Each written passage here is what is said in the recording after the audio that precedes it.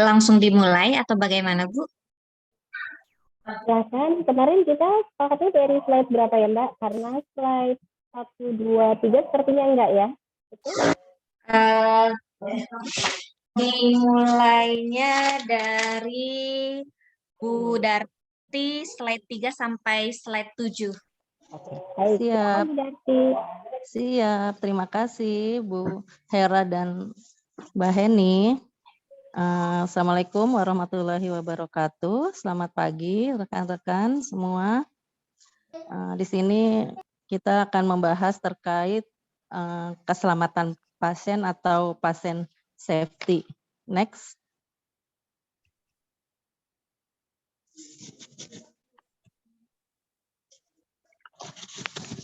Bu Heni, next. Ya, sebentar, Bu. Oh iya, Sinyalnya. Siap. Siap. Ya, pembahasannya pada saat ini terkait pasien safety adalah konsep keselamatan pasien yang pertama, kemudian yang kedua adalah 7 langkah menuju keselamatan pasien, ketiga adalah adverse event, keempat adalah sasaran keselamatan pasien, kelima adalah protokol kesehatan saat pandemi COVID-19, keenam adalah pelayanan klinis di masa pandemi COVID-19. Next. Jadi mengapa sih kita ini membahas dan maksudnya harus mengimplementasikan terkait keselamatan pasien. Jadi di sini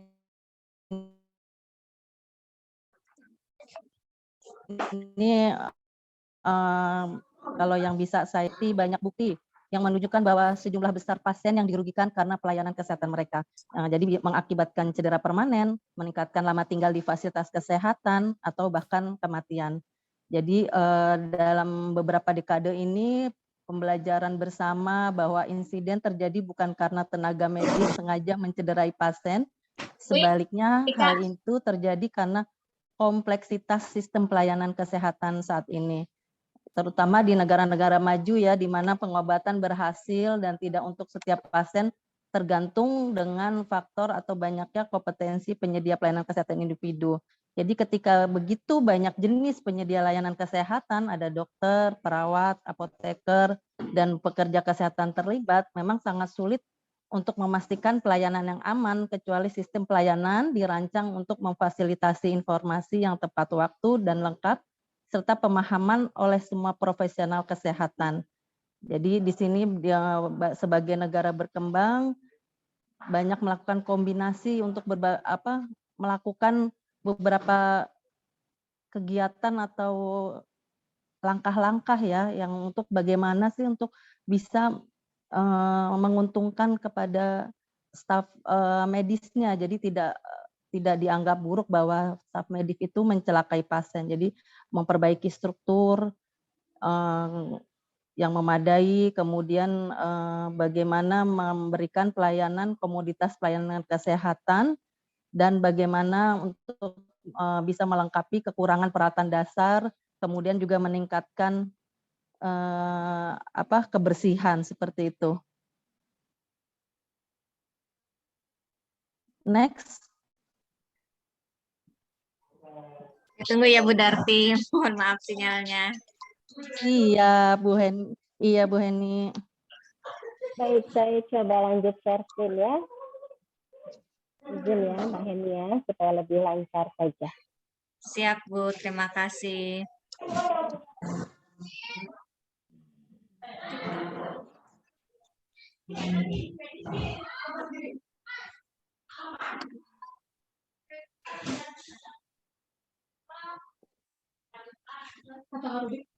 Belum.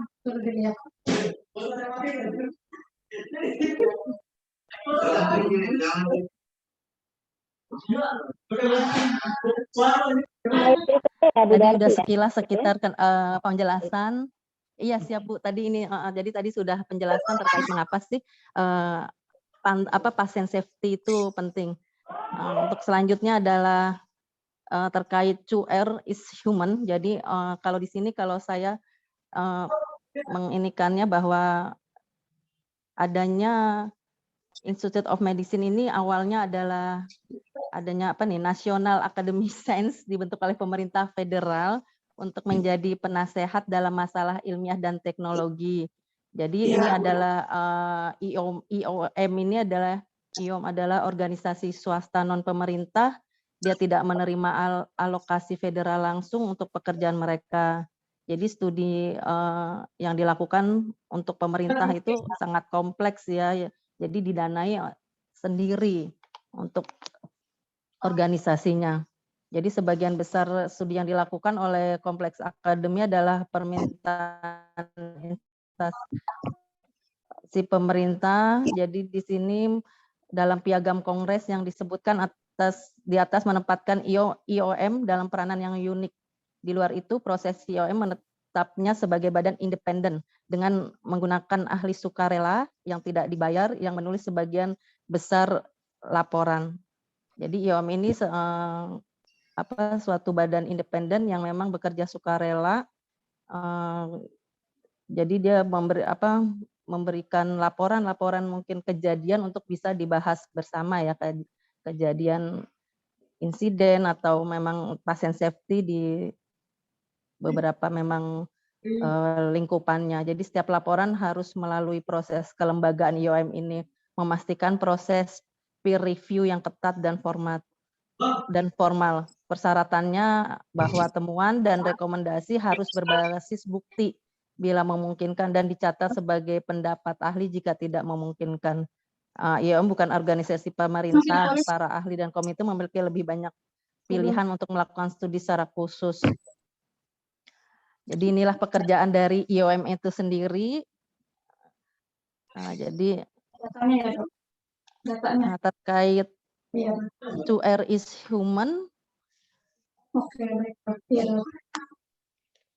Iya, Dok. Next, Bu.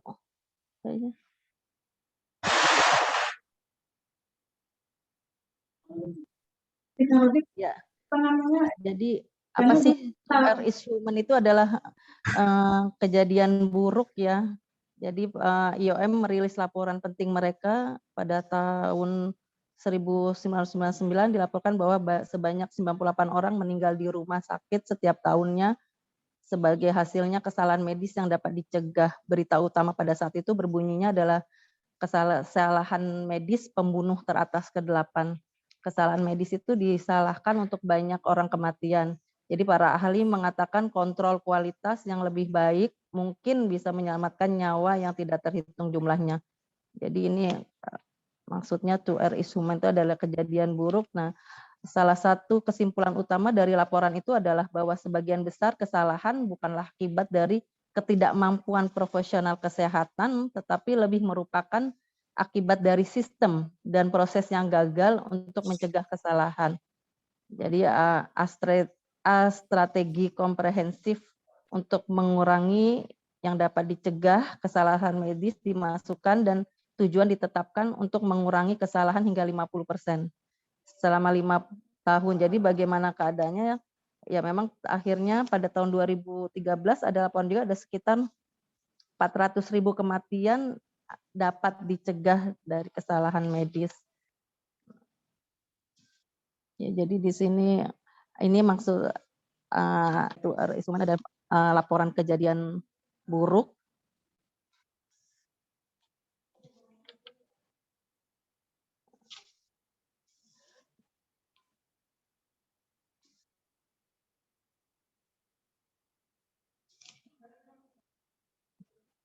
Jadi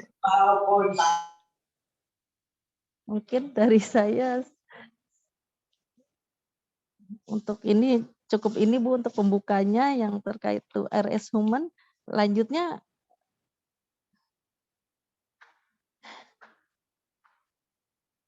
Ya, baik Bu Darti, terima kasih, luar biasa sekali. Ini sebuah ini ya. belum isi banyak. Nggak apa-apa Ibu, artinya Bu, iya. sudah ada sebuah upaya ketika Ibu mencari sebuah literatur untuk memperkuat setiap statement yang ada. Nah itu kenapa pada akhirnya nursing itu memang harus evidence based gitu. Dengan begini kan akhirnya kita semua melihat bahwa ternyata sudah dari tahun 70-an sebenarnya patient safety itu ada.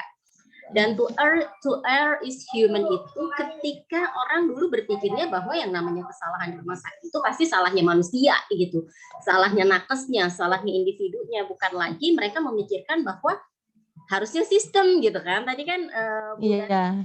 memang sistemnya nih yang mesti dibenerin. Belum lagi ketika nggak cuma perawat doang loh yang ada di situ gitu ya. Banyak loh orang-orangnya. Artinya ketika kita berada pada situasi tersebut harus ada upaya baik itu dalam sisi sistem, budaya, kemudian penyamaan persepsi. Sedangkan kita sama-sama tahu gitu ya varian bukan varian baru COVID ya, tapi varian varian lulusan dari banyaknya kampus-kampus di Indonesia itu membuat akhirnya variasi di lapangan itu terjadi. Nah ini yang Bapak Ibu mesti pahami gitu ketika Bapak Ibu mendapatkan, saya sebelum masuk ke sesi berikutnya, ketika Bapak Ibu mendapatkan karyawan baru gitu ya, what should I do gitu, saya harus gimana, apa yang harus saya kerjakan terhadap anak ini gitu. Artinya memang sistemnya yang mesti dibangun. Nah sistem itu bermula dari apa? Bapak Ibu yang memang harus mulai menyiapkan gitu. Sedangkan kami di pendidikan saat ini sejak saya ngajar K3 itu dari 2017 2018 ya, menjadi 4 tahun lah, sekitar 3 tahun 4 tahun. Itu memang baru menjadi sebuah mata kuliah tersendiri. Dulu-dulunya itu adanya di dalam KDM ya, kalau kita waktu akper dulu namanya KDM. Sekarang keperawatan dasar. Mereka sudah dapat hal yang sama dengan yang Bapak Ibu sampaikan, tetapi sangat jauh berbeda ketika mahasiswa ekstensi kami, ya saya juga termasuk di dalamnya, melihat bahwa memang apa ya yang harus saya perbaiki, apa yang harus saya berikan, dan luar biasanya pelayanan saat ini memang selalu menjadikan topik keselamatan pasien ini sebagai sebuah topik utama dalam pengenalan mahasiswa baru maupun karyawan baru. Ya, itu mungkin yang saya harus bisa tambahkan di sini. Artinya memang budaya itu harus siapkan, kemudian sistem. Nah, sistem ini yang memang bersama, kita nggak bisa sendiri gitu ya. Sistem sudah kita usulkan, tapi kalau ternyata tidak ada support sistem dari manajemen, dari top manager, ya itu semua akan menjadi useless. Terima kasih Bu Darti untuk pencerahannya yang luar biasa pada pagi hari ini. Sama-sama Bu Hera, mohon maaf. Baik, silakan. Yang berikutnya siapa, Bapak Ibu?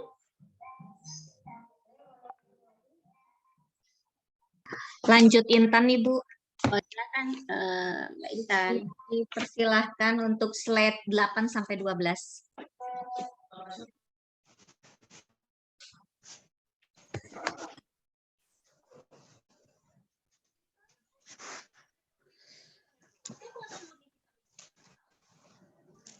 Sudah siap Mbak Intan? Siap Bu, tapi kok nggak bisa baca ya? Ntar. Sudah muncul PPT-nya? Belum? Sudah. Baik. Next. Yang ini di skip, betul?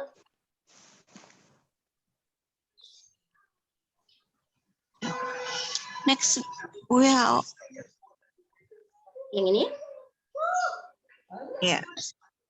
Oh, sorry.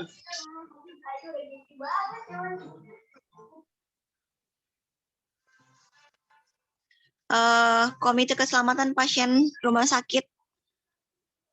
Mana sih? Bang jangan bener. Halo, kok ini ya?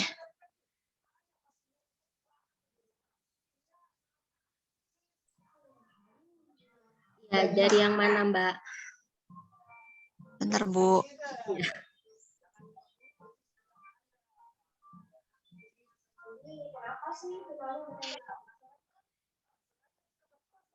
Komite Keselamatan Pasien Rumah Sakit atau KKPRS dibentuk Persi pada tanggal 1 Juni 2005.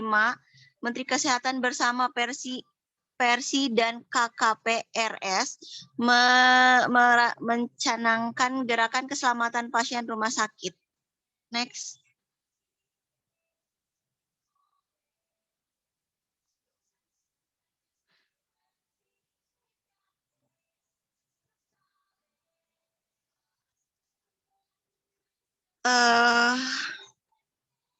Pasien safety di berbagai negara Amerika ini kayak Agency of Health Research Quality 2001 sama Australia Council for for Safety and Quality in Healthcare 2000 kayak ini kayak ngejelasin gitu kan ya Bu.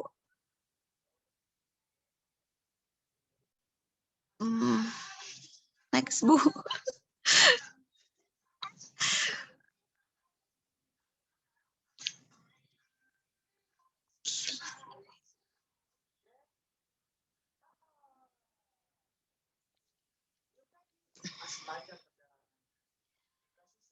National Patient Safety Agency 2021 ini kayak ini di Inggris, Kanada. Kalau Komitmen Patient Safety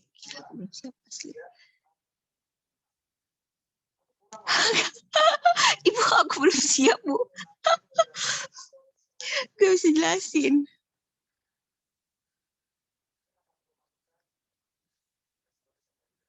Baik, sampai slide berapa? Slide yang mana? Slide 8 sampai yang ini 12. sampai 12 Bu. Yang sebelumnya. Yang terakhir berarti, yang terakhir. Sampai yang ini, betul? Iya. Baik. Terima kasih Bapak Ibu sekalian. Ketika beberapa tahun lalu saya memutuskan untuk tahun 98 untuk melanjut kuliah ke ekstensi, pada akhirnya saya berpikir bahwa saya bukan hanya sekedar mencari ijazah. Ya, jadi mohon izin pada akhirnya saya sedikit mengungkapkan perasaan. Ya, silahkan menyiapkan diri ketika Bapak Ibu sudah melangkah, karena setiap langkah itu pasti akan ada rencana dari Yang Maha Kuasa. Baik, saya coba lanjutkan. Di sini ketika kita lihat sekarang udah tahun 2021 ya Bapak Ibu ya, artinya sudah 17 tahun yang lalu ketika WHO memulai program Patient Safety. Saya yakin Bapak Ibu yang sudah bekerja dari tahun sebelum tahun 2000 juga sudah mulai merasakan ya gimana tahun 2000 dulu gitu, ketika belum ada ketentuan, belum ada belum ada keselamatan pasien gitu ya. Ketika kita bicara keselamatan pasien di tahun itu kayaknya memang belum ada gitu kan. Karena memang di tahun 2004 WHO baru memunculkan bahwa keselamatan itu merupakan dasar, ya, merupakan prinsip dasar ketika kita melakukan perawatan pada pasien dan merupakan komponen kritis pada quality management. Bapak Ibu, saya yakin setiap rumah sakit itu pasti mereka memiliki yang namanya KKPRS, ya, Komite Keselamatan Pasien di Rumah Sakit. Artinya, coba kalau kita lihat sebelum tahun 2000 nggak ada tuh gitu ya. Dan kemudian undang-undang di Indonesia pun keselamatan pasien itu baru ada sekitar tahun 2008-2011 melalui Permenkes maupun Kemenkes yang memang akhirnya membuat kita semakin aware bahwa keselamatan pasien itu memang menjadi sesuatu hal yang utama. Saya yakin Bapak Ibu meyakini hal itu. Nah, ketika kita bicara mengenai keselamatan pasien, ternyata di Indonesia sendiri sudah dimulai di 2005, artinya nggak ketinggalan jauh dengan WHO gitu ya. 2005 udah muncul. Kemudian juga Seminar Nasional Persi tahun 2005 juga sudah memunculkan mengenai gerakan keselamatan pasien di rumah sakit. Waktu kalau saya flashback 2005 itu kebetulan saya masih di rumah sakit pemerintah, dan di 2005 itu saya belum merasakan, walaupun di tahun 97-an, 98 ketika saya pertama kali bekerja, kebetulan saya berada di sebuah rumah sakit yang notabene under license dari Australia. Gitu ya. Jadi kami benar-benar mendapatkan pembelajaran yang luar biasa ketika Australia mempunyai standarisasi terhadap rumah sakit tempat saya bekerja. Dari situ memang saya melihat bahwa ketika sebuah rumah sakit itu menerapkan sebuah standar, artinya semua bisa berjalan lancar. Gitu. Standar apapun, baik itu standar dalam pelayanan kepada pasien, standar mutunya, apalagi dengan sekarang indikator mutu pelayanan keperawatan yang sudah dikeluarkan dengan Kemenkes, gitu ya.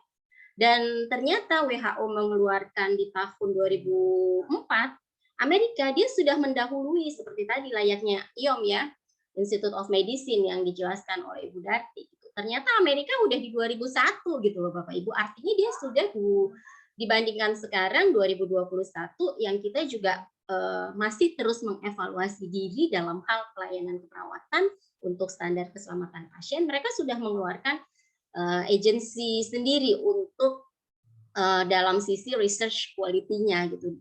Artinya di 2001 mereka sudah mulai melakukan penelitian-penelitian yang luar biasa untuk mendukung kualitas pelayanan kesehatan. Kalau kita flashback ke yang tadi Bu Darti sampaikan, Bapak Ibu bisa lihat kalau di luar negeri, atau nggak usah jauh-jauh deh. Ketika Bapak Ibu berpikir saat ini saya atau Kak Dora deh pengen cari berapa banyak sih sebenarnya angka tertusuk jarum di Indonesia, misalnya gitu ya, sebagai PPI gitu ya, atau angka HAIS dari misalnya dari CAP misalnya ventilator, acquired pneumonia akibat dari penggunaan ventilator di Indonesia gitu ya, googling, searching, data itu bias gitu.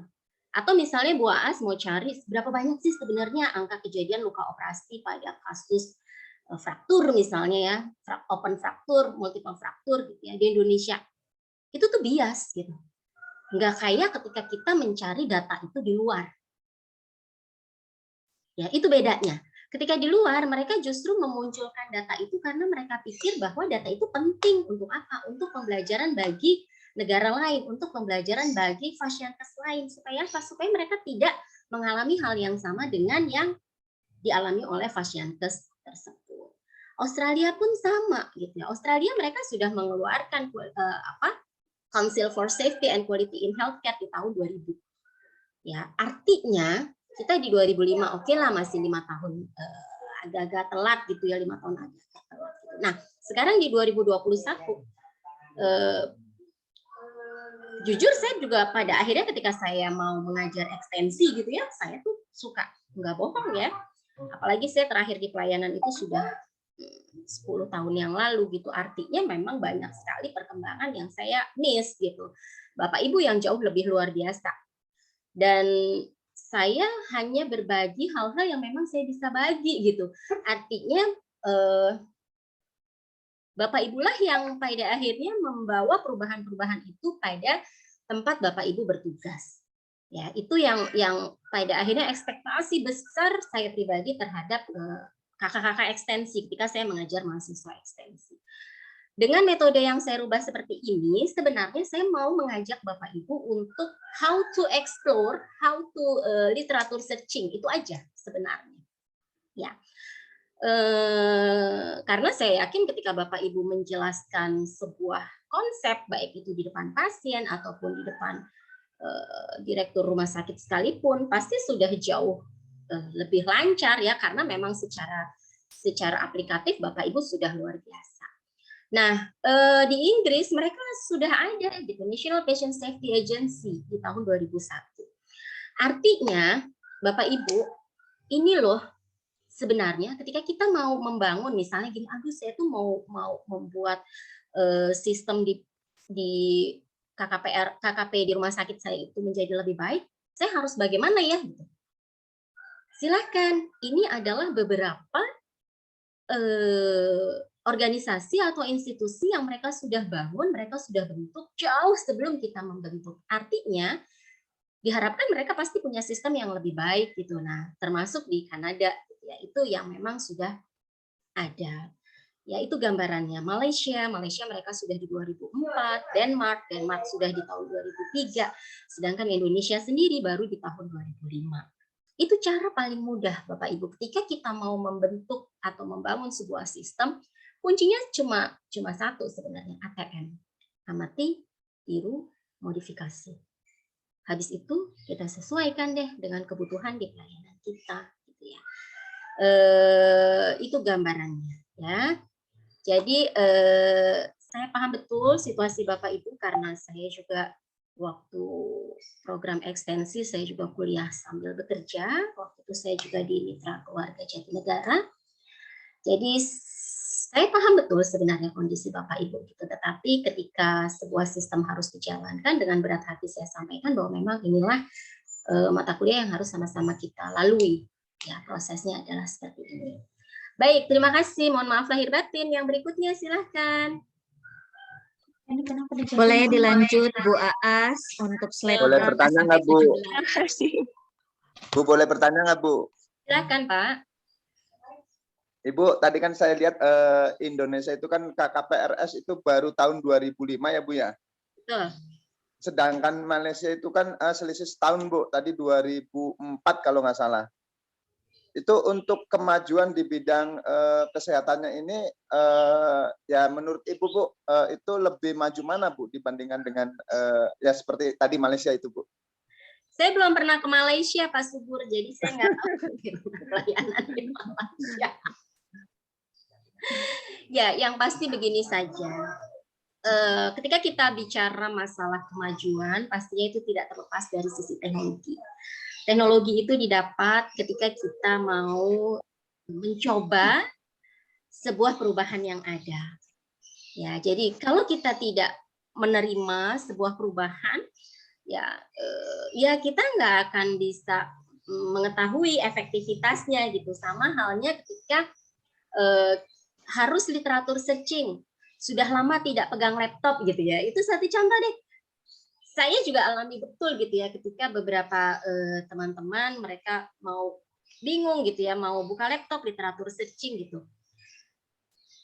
Sebenarnya sekarang semua itu ada di genggaman tangan gitu ya.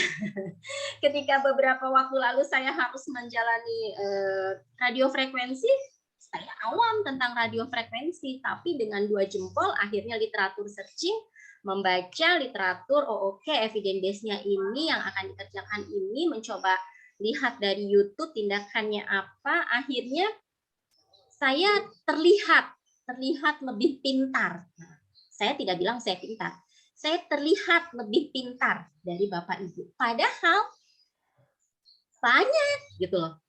Ya banyak, hanya memang dari sisi cara kita saja apa yang harus kita coba jalani. Kalau dari sesi itu ya Pak Subur ya.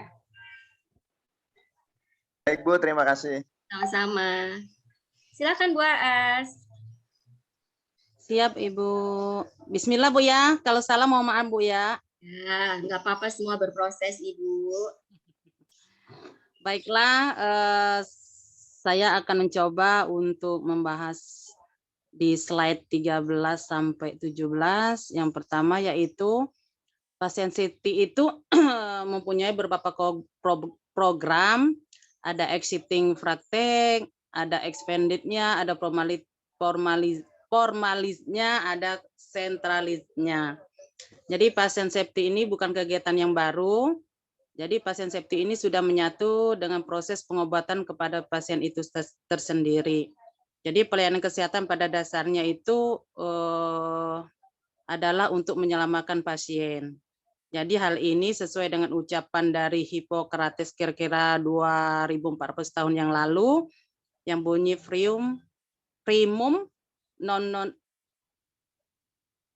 apa ini ya? Jadi perawat ini mengamankan tentang keselamatan pasien yang harus diutamakan. Dengan fatwa ini tersirat bahwa keselamatan pasien bukanlah hal yang baru dalam dunia pengobatan. Jadi hakikat tidak keselamatan pasien itu sudah menyatu dengan proses pengobatan itu sendiri. Namun dengan berkembangnya ilmu pengetahuan dan teknologi kedokteran serta makin kompleksnya manajemen rumah sakit, maka unsur keselamatan pasien ini sedikit terabaikan di pendapat dari Buchner di 2009. Next, Bu.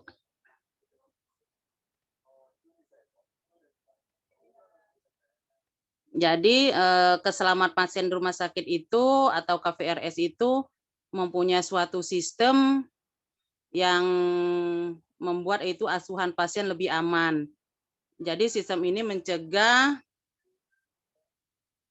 rumah sakit itu membuat asuhan pasien lebih aman guna mencegah terjadinya cedera akibat kesalahan dalam melaksanakan suatu tindakan. Pelaksanaan pasien safety di rumah sakit juga sulit, maka kita harus mempunyai beberapa yang harus dipertimbangkan dalam setiap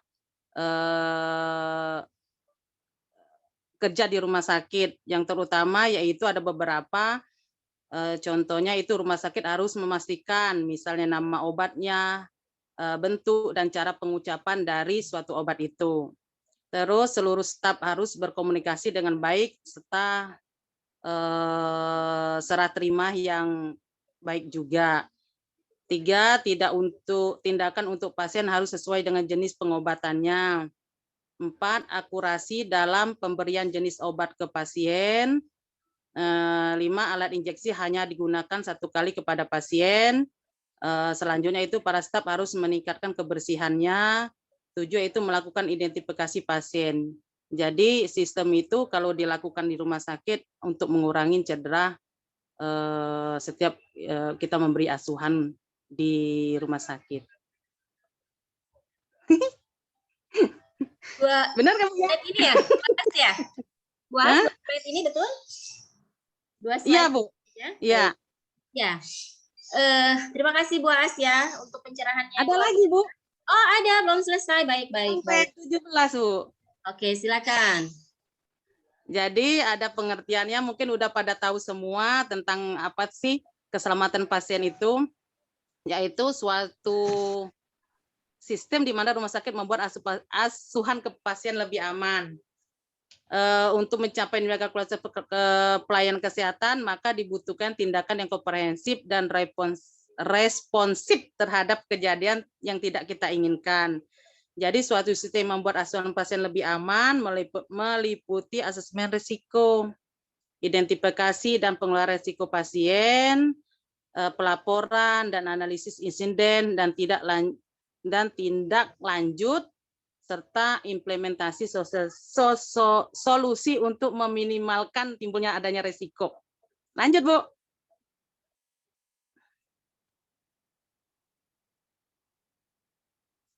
Jadi 7 langkah menuju keselamatan pasien rumah sakit itu yaitu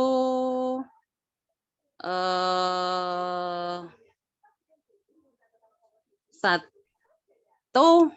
bangun kesadaran akan nilai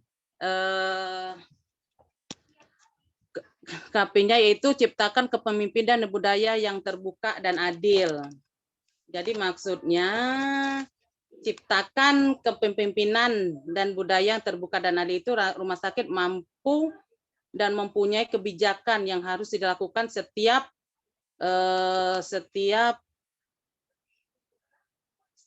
jika terjadinya insiden. Jadi kita harus mempunyai kebijakan aja dari kepemimpinan di rumah sakit. Kedua, pimpin dan dukung staf Anda.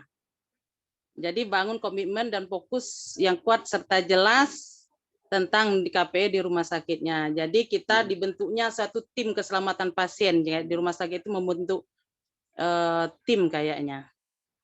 3, integrasi aktivitas pengelolaan risiko, yaitu mengembangkan sistem dan proses pengelolaan risiko serta lakukan identifikasi dan asesmen hal yang potensial bermasalah. Jadi kita harus telaah lagi kembali input dan proses yang ada dalam manajemen risiko, baik yang klinis maupun non-klinis. Selanjutnya, kembangkan sistem pelaporan. Jadi pastikan mudah melaporkan kejadian atau insiden serta rumah sakit mengatur pelaporan kepada rumah sakit kepada KKP atau rumah sakit. Jadi kita mempunyai sistem Bu pelaporan baik kejadian-kejadian baik di dalam maupun di luar rumah sakit kepada tim keselamatan pasien. 5. Libatkan komunikasi dengan pasien, yaitu kita mengembangkan cara komunikasi yang terbuka dengan pasien. Jadi jika ada kesalahan atau apapun, kita harus libatkan baik pasien atau keluarganya, dan kita memberi penjelasan kesalahan yang ada di lingkungan kita yang terjadi insiden tadi. Yaitu 6. Belajar dan berbagi pengalaman tentang KP-nya, yaitu dorong STAN untuk melakukan analisis akar masalah untuk belajar bagaimana, mengapa, dan kejadian timbul itu. Jadi kita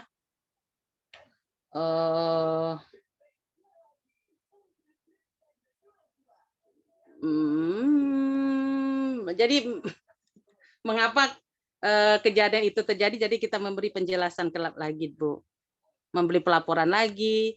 Tujuan yaitu mencegah cedera melalui implementasi sistem KP-nya, gunakan informasi yang ada tentang kejadian masalah untuk melakukan perubahan pada sistem pelayanan. Bisa baca doang Bu, maaf Bu. Ya baik, terima kasih Bapak Ibu. Saya izin tanya dulu dengan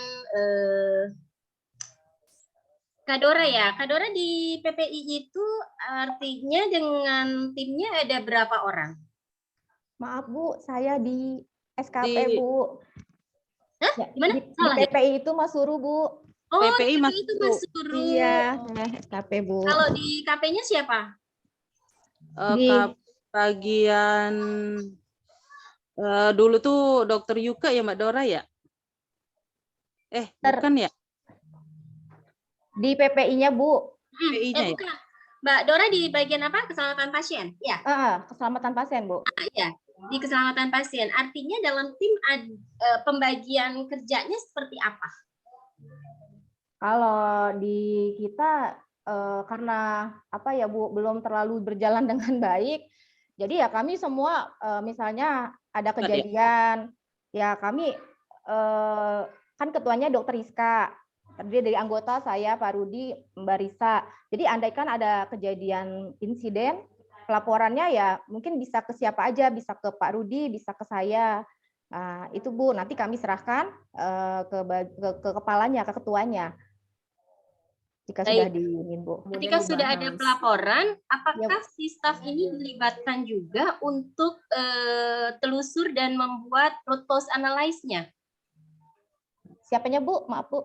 Jadi si staf yang mungkin dia mengalami masalah, ada tidak keterlibatan dia dalam menelusur gitu ya, sebenarnya ini akar masalahnya seperti apa? Kalau untuk si stafnya cuma sampai untuk selama ini sih Bu ya, yang kami ini cuma sampai di kami dulu, di tim bawahnya dulu. Baru selanjutnya laporannya cuma hanya laporan ke ketuanya Bu. Untuk saat ini sih belum pernah ada pembahasan yang harus dibahas sampai ke si stafnya ikut gitu Bu. Baik, baik. Terima kasih untuk sharingnya Kak Dora. Udarti Ya, bagaimana sama-sama, dengan Bu. di Permata Jonggol? Bisa share? Atau mungkin teman-teman yang dari Permata Jonggol? Ya, Bu.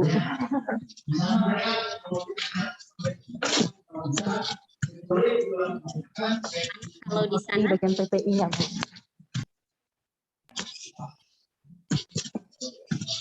Izin Bu Hera, kenapa Bu Hera?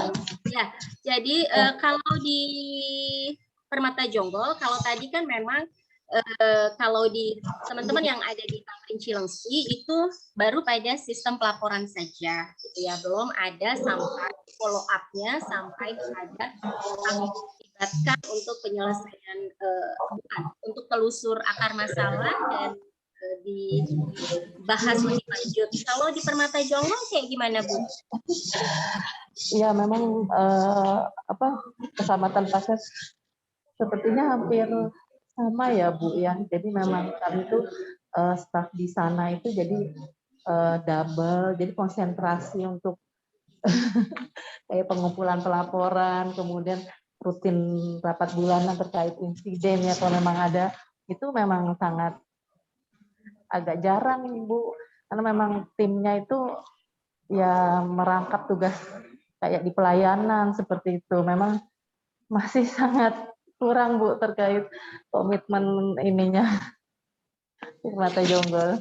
Ya, baik. Nggak apa-apa, Ibu. Paling tidak, ini adalah sebuah sharing yang bisa kita telaah sama-sama gitu. Di mana sih memang ya terkait sama-sama berpegangan tangan untuk saling menguatkan gitu. Karena biar bagaimana ini semua adalah kuncinya itu ya memang di perawat gitu ya. Kuncinya di perawat, karena karena perawat itu sebagai komunitas yang terbesar.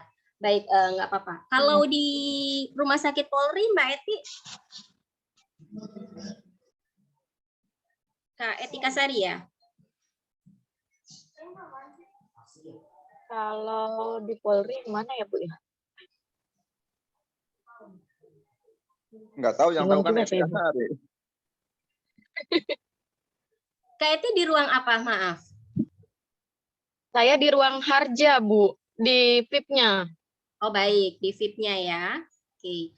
Di VIP-nya berarti sudah di Kaktim atau apalah namanya gitu? Apa Bu? Sudah sebagai penanggung jawab shift atau bagaimana? Kalau di Polri soalnya saya agak kurang paham struktur ininya. Di Polri itu bingung juga saya Bu, iniannya gimana tuh. Oh iya. Penanggung jawab shift gimana ya Bu? Masih bingung ya? dari berapa tahun lalu masih bingung aja. Iya Bu. Mbak. Habisnya gini aja di sini Bu. Oke, berarti masih bersyukur ya buat teman-teman yang ada di luar Polri ya. Don't look from the cover, jadi jangan lihat dari covernya. Itu udah ada curahan hati satu orang. Ya, baik. Mungkin udah ada peningkatan sih Bu. Mungkin saya yang kurang update kali ya Bu ya. Enggak sih, memang banyak faktor yang pada akhirnya ketika rumah sakit itu sebagai utamanya sebenarnya sih memang kembali kepada pimpinannya ya. Dan kayaknya direktur yang sekarang lumayan mendingan ya, gitu ya. Direktur yang belum lama, moga-moga ya. Ya. Ya, baik. Sebenarnya sih maju udah dari tahun kapan ya sih Bu, tapi ya gitu di sini kan suka ganti-ganti ya gitu deh Bu. Betul, masih mencari pola ya, masih terus mencari pola. Ya baik, Bapak Ibu saya coba telaah dulu dari kalimat ini. Sebenarnya kalimat ini menjadi kata kunci ketika Bapak Ibu teman-teman sekalian mau membuat program keselamatan pasien. Ya, patient safety programs were born of existing practices. Artinya program keselamatan pasien itu sebenarnya bisa aja dilahirkan, dimunculkan ketika ada sesuatu hal di depan mata kita. Nah, itu sih sebenarnya. Gue perlu apa nih gitu ya. Ternyata ada masalah, ya maaf nih ya kayak tadi gitu. Misalnya Kak Dora sudah berbagi. Ketika baru sampai kepada pelaporan. So what gitu. What next gitu. Apakah hanya sampai situ aja? Ketika si pelapor ini, apakah dia ada rasa bersalah nggak sih? Ada rasa ketakutan nggak sih yang membuat dia harus membuat laporan gitu ya? Yang berikutnya lagi, ada tidak kesadaran dari individu-individu lain atau bahkan mereka udah deh umpetin aja, nggak usah diceritain karena sama aja tuh cuma sekedar laporan, nggak ada follow up gitu ya. Sebenarnya itu bisa muncul dengan sendirinya dari hal-hal yang ada di depan kita. Ketika tadi Bu Darti sampaikan masih merangkap. Oke, ini enggak cuma di Permata Jonggol, masih banyak. Saya juga lihat itu banyak sekali ya. Beberapa teman-teman yang memang di rumah sakit lain itu banyak yang memang mereka masih merangkap. Artinya ketika kita melihat bahwa jabatan rangkap merangkap itu menjadi tidak efektif, justru disinilah peluang kita untuk membuka wawasan bagi para petinggi ketika sistem itu harus dibenerin gitu, bahwa lihat loh, gue tuh perawat dan itu memang bisa loh untuk ngebenahin keselamatan pasien, dan lihat keselamatan pasien itu nggak bisa kalau gue harus double job. Nah, itu salah satu contoh anarkisnya gitu ya, kasarnya kan seperti itu. Nah, dari hal-hal tadi yang ada di depan mata, yang akhirnya kita kembangkan, kemudian kita bakukan, formalize, kita bakukan, dan akhirnya kita centralize, artinya kita pusatkan dan kita pergunakan bagi semua orang. Artinya, betul, alhamdulillah ketika teman-teman di Rumah Sakit Tamrin Cilengsi sudah membuat pelaporan. Nah, dari sini, dari pelaporan, apa kira-kira yang bisa kita bakukan sebagai tahapan berikutnya? Apakah kemudian akhirnya keluar kebijakan bahwa mahasiswa keperawatan yang diperkenankan untuk memberikan injeksi, diperbolehkan untuk memberikan injeksi kepada pasien itu hanya mahasiswa tingkat 3 untuk S1 keperawatan dan tingkat 2 untuk D3 keperawatan. Itu salah satu contoh. Gitu ya. Artinya kita udah mulai pagerin nih. Kita udah mulai pagerin. Karena apa? Karena tempatnya Bapak Ibu banyak yang memang dipergunakan sebagai lahan praktek mahasiswa. Yang berikutnya, ketika kita bicara KKPRS lagi, saya langsung masuk ke sini. Ya, ketika kita bicara harus kayak gimana, ini sebenarnya ketika kita sama-sama punya persepsi yang sama, itu sangat membantu Bapak Ibu yang saat ini berada di keselamatan pasien. Kenapa? Yang pertama, kesadaran dulu bahwa keselamatan pasien itu penting. Kemudian harus ada budaya yang memang menyeluruh kepada semua mahasiswa, kepada semua staf, bahwa keselamatan pasien itu penting. Dan bukan hanya staf, tapi juga pimpinan. Ketika pimpinan bilang, udah deh itu mah urusannya Dora aja deh, pokoknya saya serahin sama Dora. Oh, nggak bisa gitu. Ya, nggak bisa. Udah deh pokoknya ini keselamatan pasien urusan sana. Ketika pimpinan melihat bahwa itu hanya menjadi bagian dari tim keselamatan pasien, terus di dokter, di medis, di farmasi, siapa yang akan magerin? Gitu ya. Siapa yang akan menjembatani mereka? Siapa yang akan merefleksikan ini loh, harusnya di farmasi itu gitu ya. Dispensingnya harus begini loh gitu ya. Kemudian packagingnya harus begini loh, distribute-nya harus begini loh gitu ya. Nah, itu kan sebenarnya bagian dari teman-teman di farmasi. Ketika sekarang rumah sakit sudah nggak mau lagi nyiapin, perawat itu nggak nyiapin obat, semua itu one unit single dose dari farmasi, itu aja sudah satu langkah untuk keselamatan pasien. Bagaimana dengan di rumah sakit kita? Ya, artinya di sini kita sudah mulai poin ke-6. Ya, ketika kita melihat itu sebagai sebuah pembelajaran dari rumah sakit lain, bagaimana di rumah sakit lain ketika mereka pada akhirnya melibatkan tim untuk membuat akar masalah, membuat root cause analysis, membuat analisa diagram tulang ikan yang pada akhirnya melihat, oh oke, SDM-nya yang harus dibenerin. Oh oke, support dari sarana prasarananya yang harus dibenerin. Maka disitulah keselamatan pasien seiring sejalan dengan kualitas pelayanannya. Ya. Nah, poin 3, poin 4 tadi sudah dijelaskan. Yang pasti memang Bapak Ibu, ketika kita berada di level tertentu, pastinya memang tidak bohong, bisa jadi lebih dari separuh jam kita itu disabotase ya sama manajemen. Gitu ya. Yang akhirnya membuat kita pun harus bertanggung jawab terhadap program tadi. Ya, apalagi ketika kita melihat bahwa keselamatan pasien itu bukan hanya menjadi kepentingan dari tim atau komite keselamatan pasien. Berikutnya, ketika kita meyakinkan bahwa keselamatan pasien itu menjadi sebuah hal yang penting, jangan kita bergerak sendiri, libatkan pasien di sana. mulai dari identifikasi pasien aja berapa kali gitu ya kita harus mengidentifikasi pasien. Jangan juga sampai akhirnya pasien, kenapa sih kok ditanya lagi, artinya prolognya atau pembukanya yang memang harus diperbaiki. Gambarannya adalah seperti itu untuk menambah penjelasan dari Bu Aas. Terima kasih. Jika memang ada yang mau menambahkan, silahkan. Kalau tidak, kita lanjut ke slide berikutnya. Siapa yang berikutnya? Silahkan. Mas Asep Andri, slide 18 sampai 22, Bu. Silahkan Pak Asep. Saya, Bu.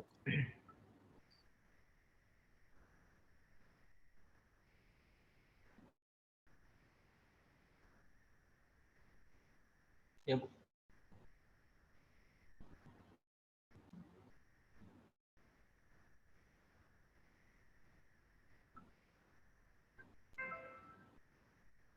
Tujuh langkah menuju KPRS.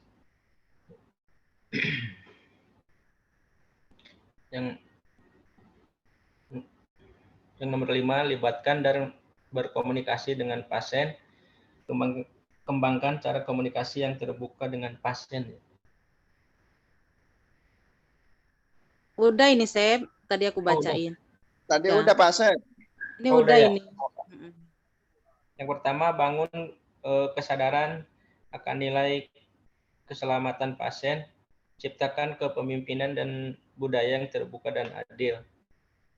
Di rumah sakit, di sini yang poin pertama, kebijakan, tindakan staf segera setelah insiden, langkah kumpul fakta, dukungan kepala staf, pasien, dan keluarga.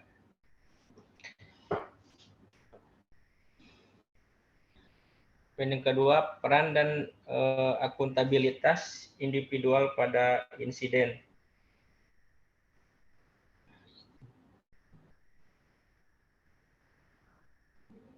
Tumbuhkan budaya pelaporan dan belajar dari insiden. Lakukan asesmen dengan menggunakan survei penilaian keselamatan pasien. Di tim, anggota mampu berbicara, peduli, dan berani lapor bila ada insiden. Laporan terbuka dan terjadi proses pembelajaran serta pelaksanaan tindakan atau solusi yang tepat.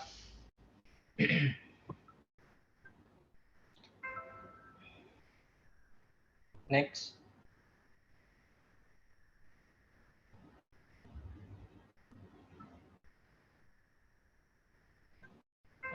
Pimpin dan dukung staf, bangun komitmen dan fokus yang kuat dan jelas tentang keselamatan pasien.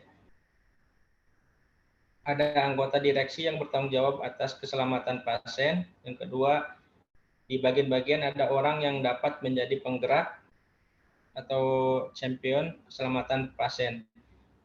Prioritaskan keselamatan pasien dalam agenda rapat direksi atau manajemen. Masukkan keselamatan pasien dalam semua program latihan staf. Di timnya ada penggerak dalam tim untuk memimpin gerakan keselamatan pasien.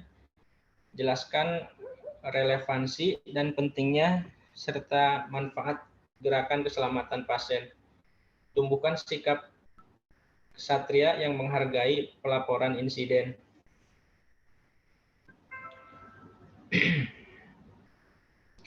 Yang ketiga, integrasikan aktivitas pengelolaan risiko, kembangkan sistem dan proses pengelolaan risiko, lakukan identifikasi dan asesmen hal potensial bermasalah. Untuk di rumah sakit, poin yang pertama, struktur dan proses manajemen risiko klinis dan non-klinis mencakup keselamatan pasien. Poin yang kedua, kembangkan indikator kinerja bagi sistem pengelolaan risiko. Gunakan informasi dari sistem pelaporan insiden dan asesmen risiko dan tingkatkan kepedulian terhadap pasien.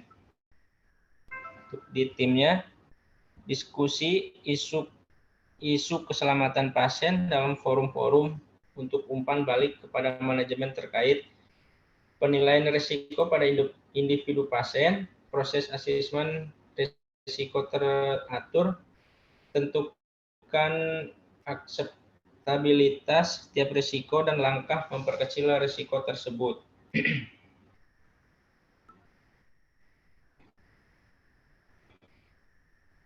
Yang keempat, kembangkan sistem pelaporan.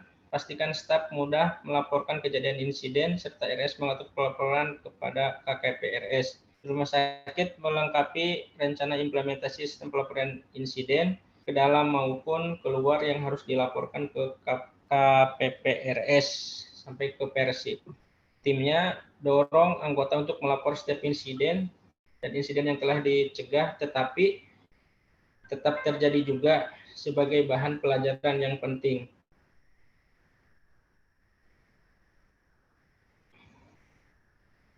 Udah Bu, sampai sini. Terima kasih. Ya, terima kasih Pak Asep. Ya, baik. Sebenarnya kalau kita sudah mulai telaah kata per kata dari slide ini sangat-sangat membantu pelayanan. Ketika kita bersama-sama bergandengan tangan, bergerak ke depan, ya, semua leader, semua kanit, semua head nurse, semua katim, semua manajer gitu ya. Pada akhirnya sebenarnya pelayanan tuh bisa sama gitu ya, di semua lini. Nah, Bapak Ibu, ketika kita melihat bagaimana kita membangun kesadaran akan nilai keselamatan pasien, sebenarnya kalau setiap tahun lalu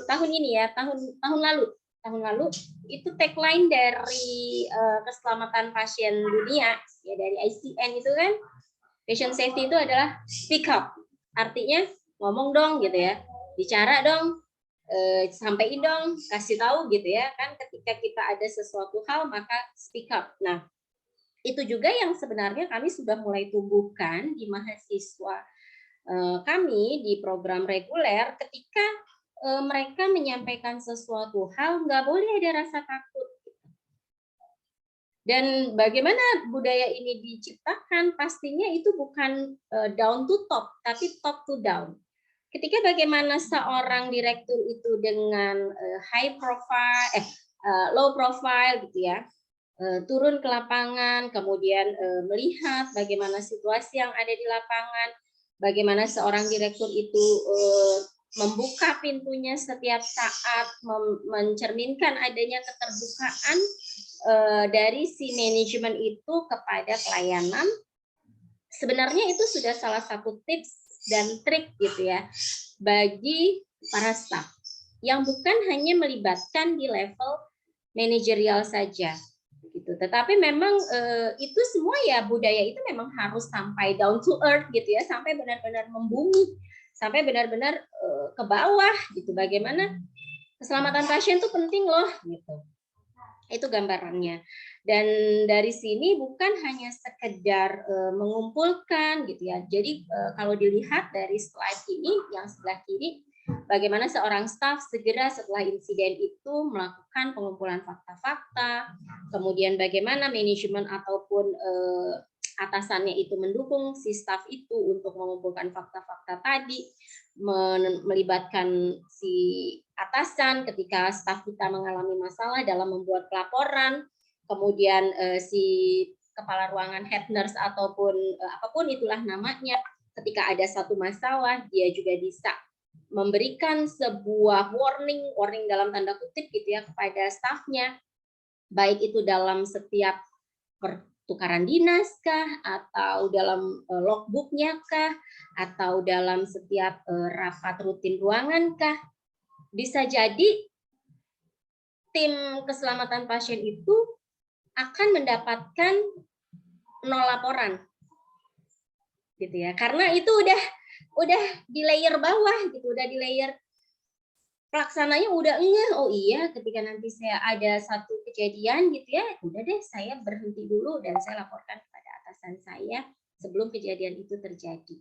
Artinya sudah ada keterbukaan, sudah ada pembelajaran, dan di level middle manager pun si kepala unit ini dia sudah memberikan solusi apa sih yang harus dilakukan, yang pada akhirnya bisa jadi direktur itu udah emang nggak ada masalah ya? Enggak sih, dok. Biasanya kan kebanyakan dokter ya di rumah sakit mah.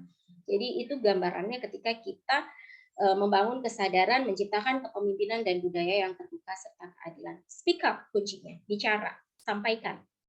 Kemudian harus ada komitmen, ya komitmen Bapak Ibu. Jadi bukan hanya sekedar itu kan urusannya tim KKPRS, bukan urusan unit gitu. Saya mah cuma pelawat pelaksana aja, artinya saya kerjain apa yang harus saya kerjakan. Sedih aja gitu ketika ada pernyataan seperti itu gitu, dan upaya itu saya yakin dimanapun gitu ya, di instansi manapun itu udah mulai, dan saya yakin Bapak Ibu juga pasti akan melakukan hal itu kepada stafnya Bapak Ibu atau kepada junior-juniornya. Dan di beberapa rumah sakit memang mereka ada yang namanya champion keselamatan pasien, biasanya memang dipilih dari tadi ya perawat-perawat yang ada di ruangan, artinya memang itu sah ketika ada double job ya, ketika ada double job, tapi memang dia betul-betul sebagai penggerak gitu ya. Jadi nggak mungkin lah sekarang bayangin berapa ruangan, berapa unit ya, apalagi dengan rumah sakit Polri yang luar biasa besarnya gitu ya. Belum lagi kita menelaah kepada tipe-tipe rumah sakit, pada rumah sakit tipe A lainnya gitu ya. Nah, itu gambarannya. Pasti kita membutuhkan perpanjangan tangan. Ya, jadi sebenarnya hal ini sangat membantu bagi Bapak Ibu yang berkecimpung di keselamatan pasien. Kemudian harus ada di dalam agenda rapat. Ya, memang ini saya ambil dari saya lupa sumbernya dari mana, tapi ini saya ambil dari satu literatur. Kemudian masukkan keselamatan pasien dalam semua program latihan staf. Saat ini sih kalau di program reguler pastinya memang kita sudah menggaungkan gitu ya penggunaan gelang, kemudian komunikasi SBAR, ISBAR, TBAK, Tulbakon, kemudian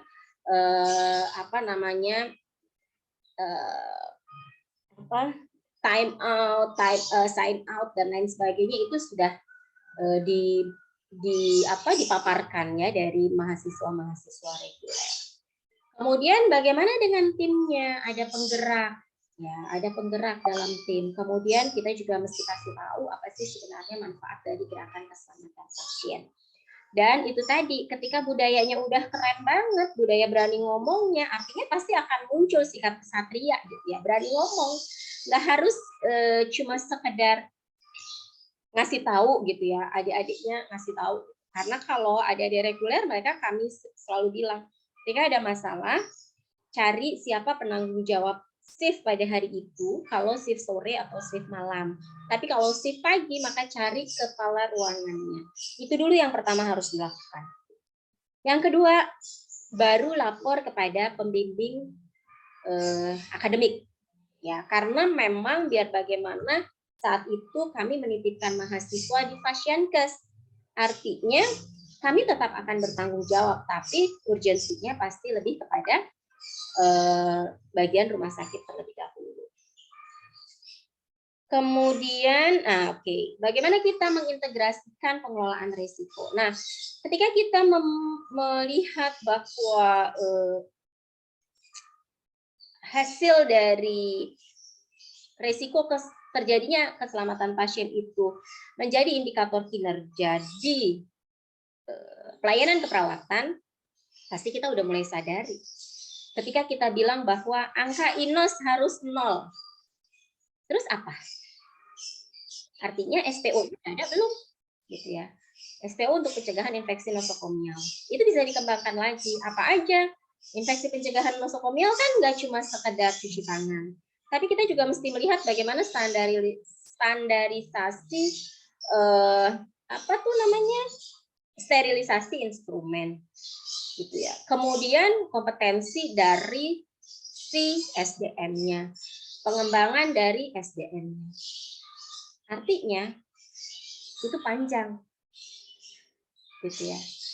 Itu panjang, dan Dan siapa yang pada akhirnya bergerak di sini gitu ya? Ya itu adalah orang-orang yang memang memiliki kompetensi tersebut. Sehingga sistem pelaporan insiden, asesmen resiko itu kita bisa jadikan sebagai standar perbaikan kinerja kita ke depannya. Oh, angka kejadian tertusuk jarumnya 0 kok kalau di rumah sakit kami. Yakin 0. Dilaporin nggak? Diawasin nggak? Dikontrol nggak? Ada cek berkala nggak? Kalibrasi alat nggak? Maintenance-nya seperti apa? Panjang, Bapak Ibu. Jadi ketika kita bicara pelayanan, ya mau tidak mau pasti ke sana gitu ya, bukan hanya sekedar selesai tuntas ya udah gitu. Ya semoga Bapak Ibu bisa membuat sebuah perubahan di unitnya masing-masing. Tadi udah sampai sini belum? Oh, udah ya. Kemudian kembangkan sistem pelaporan. Jujur ketika saya membaca sistem pelaporan di beberapa rumah sakit, saya bete. Banyak banget sih yang harus dicatat, banyak banget yang harus ditulis gitu ya. Banyak banget yang harus dilaporin, ini laporin, ini laporin, ini laporin gitu ya. Kenapa akhirnya muncul Simpro? Ya, mungkin Bapak Ibu dengar Sirsak ya kan. Sekarang ada lagi Sirsak ya. Punyanya Snars tuh kan ya, punyanya Persi itu Sirsak, punyanya Kars. Ya, itu adalah sebuah cara untuk memudahkan kerja kita. Gitu. Yang pada akhirnya semua tidak harus menulis karena memang perawat itu terkenal dengan menulis aja. Benar ya, Polis ya? Polis sudah jawab. Nah, betul, Bu. Nah, artinya kan kita punya kesempatan Bapak Ibu, gitu ya. Ketika kita punya teman atau sama kebetulan kalau di pendidikan kita biasanya udah given ya dari diksi itu. Kita udah punya sistem sendiri ya, siakat apapun itu namanya. Kalau di Tamrin siakat, kalau di UI namanya si emas gitu, atau di yang tempat lain itu ada yang namanya LMS, ya itu adalah bentuk pelaporan dari kinerja, baik kinerja dosen maupun kinerja mahasiswa. Nah, itu sebenarnya tinggal kita colek aja bagian support gitu kan, supporting unit. Siapa teman-teman di IT?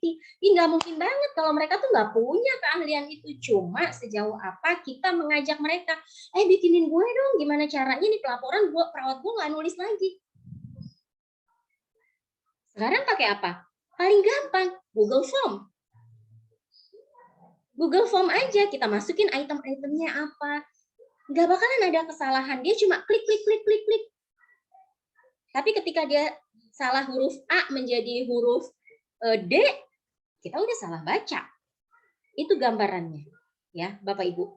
Makanya sebenarnya target atau output dari mata kuliah K3 dan keselamatan pasien ini juga kepada pengembangan teknologi informasi yang sampai kepada bagaimana mahasiswa bisa membangun sebuah sistem informasi dalam hal ini. Itu gambarannya. Ya, Bapak Ibu. Kemudian ketika kita melibatkan belum ya ini ya, belum sampai ya. Ntar nanti saya ambil alih. Nah, silakan berikutnya. Lanjut aja Mbak Heni. Siapa Mbak Heni? Iya, lanjut oleh Mbak Dora di slide silakan, 23 Mbak Dora, silakan. sampai dengan 28. Silakan. Baik, terima kasih. Bu Dora. Siap Pak Subur. Mohon koreksi ya Bu kalau ada kesalahan-kesalahan.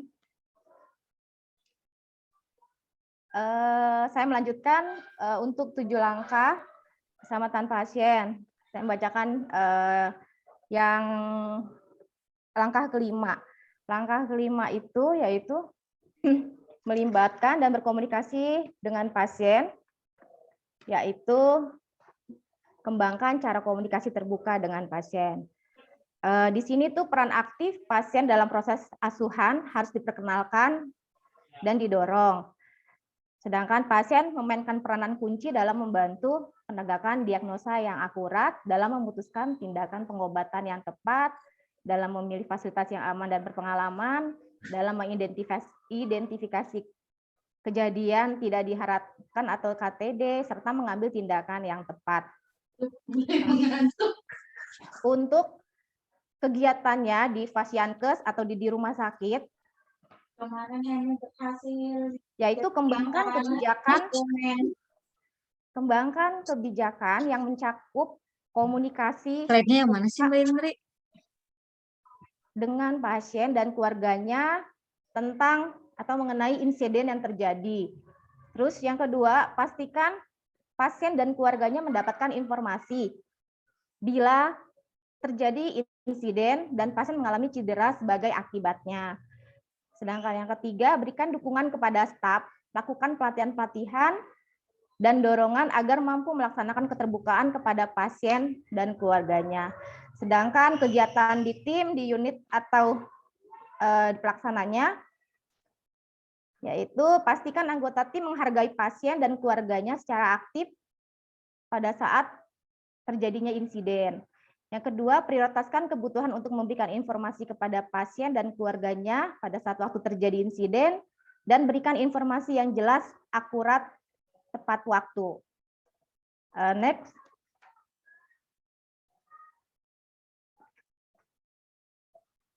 Langkah keenam, yaitu belajar dan berbagi pengalaman tentang KP, yaitu dorong staf untuk melakukan analisis akar masalah untuk belajar bagaimana dan mengapa kejadian itu timbul. Jika terjadi insiden keselamatan pasien, yang paling pertama isunya yang dicari, tapi bukan siapa yang harus disalahkan. Dan juga bagaimana dan mengapa insiden itu terjadi. Jadi panduan secara detail tentang sistem pelaporan insiden keselamatan pasien akan disusun oleh Komite Nasional Keselamatan Pasien atau KNKP. Salah satu hal yang terpenting yang harus kita pertanyakan, apa yang sesungguhnya terjadi di dalam sistem kita yang dicarinya. Untuk kegiatan di rumah sakit atau Fasiankesnya, yaitu sebentar Bu. Yakinkan staf yang sudah berlatih melakukan investigasi insiden secara tepat, sehingga bisa mengidentifikasi akar masalahnya. Yang kedua, kembangkan kebijakan yang mencakup kriteria kapan fasilitas dan pelayanan kesehatan harus melakukan RCA atau root cause analysis. Sedangkan di tim atau di unit atau di pelaksanaannya, lakukan pembelajaran di dalam lingkup unit dari analisa insiden keselamatan pasien. Sedangkan yang kedua, identifikasi unit lain yang kemungkinan terkena dampak dan berbagilah proses pembelajaran Anda secara luas. Jadi sebagai pembelajaran berikutnya. Next, yang ketujuh. Cegah cedera melalui implementasi sistem keselamatan pasien dengan menggunakan informasi yang ada tentang kejadian atau masalah untuk melakukan perubahan sistem pelayanan. Itu maksudnya salah satu kekurangan fasilitas pelayanan di masa lalu adalah ketidakmampuan dalam mengenali bahwa penyebab kegagalan yang terjadi di suatu fasilitas pelayanan kesehatan bisa menjadi cara untuk mencegah risiko terjadinya kegagalan ulang di fasilitas pelayanan. Sedangkan pembelajaran bisa lewat pelatihan-pelatihan dalam praktek, proses, atau sistem. Untuk sistem yang sangat kompleks seperti fasilitas pelayanan kesehatan, untuk mencapai hal-hal di atas dibutuhkan perubahan budaya dan komitmen yang tinggi bagi seluruh staf dan butuh waktu yang cukup lama. Sedangkan untuk pelaksanaannya, yang pertama, gunakan informasi yang berasal dari sistem pelaporan insiden untuk yang di rumah sakit, asesmen resiko, investigasi insiden, audit, dan analisa untuk menetapkan solusi di fasilitas pelayanan kesehatan. Hal ini mencakup credentialing sistem dan proses penjelasan staf dan praktek klinik. Yang keduanya, Lakukan asesmen tentang resiko-resiko untuk setiap perubahan yang direncanakan. Yang ketiga, monitor dampak perubahan-perubahan tersebut. Yang keempat, implementasikan solusi-solusi yang sudah dikembangkan oleh NKP atau Komite Nasional Keselamatan Pasien atau best practice yang sudah dikembangkan oleh fasilitas kesehatan lain. Sedangkan kegiatan di tim atau di unitnya, libatkan tim Anda dalam pengembangan cara-cara agar asuhan pasien lebih baik dan lebih aman. Yang kedua, kaji ulang perubahan-perubahan yang sudah dibuat dengan tim Anda untuk memastikan keberlanjutannya. Dan yang ketiga, pastikan tim Anda menerima feedback pada setiap follow up dalam pelaporan insiden. Next.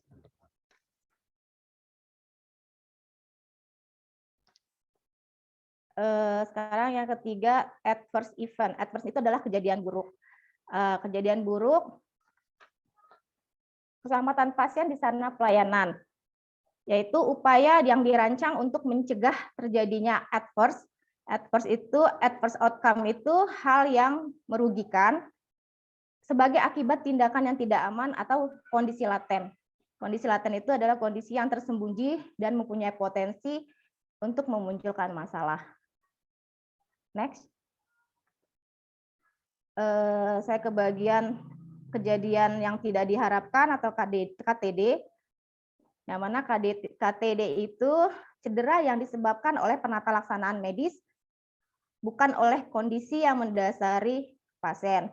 Maksudnya ini di sini tuh kejadian itu sudah terjadi dan menimbulkan gejala yang serius.